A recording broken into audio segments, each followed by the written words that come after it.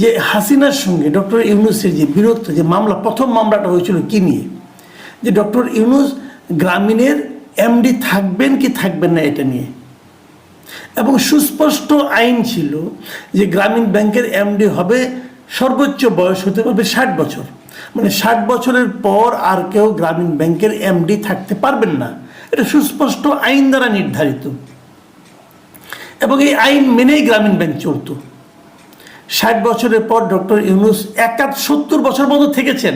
71 বছর বয়সে আদালতের রায় হয়েছে যে তিনি আর এমডি থাকতে পারবেন না, মানে মামলা হয়েছে এটা নিয়ে। মামলা না হলে উনি আরও থাকতেন, আমৃত্যুই থাকতেন। তার মানে উনি এই পদটা ছাড়তে চান নাই। মামলা রায় হওয়ার পর উনি কিন্তু এটা নিয়ে আপিল করেছেন, উচ্চ আদালতে গেছেন, মানে উনি ছাড়তে চান না, সেখানে উনি হেরেছেন।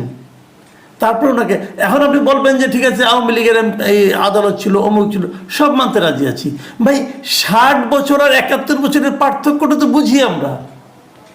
আমি যখন না খুব বিস্মিত হয়েছিলাম যে ওনার লেভেলের একজন লোক একটা ব্যাংকের এমডি থাকার জন্য এতটা কেন ব্যাকুল হয়ে পড়ছেন।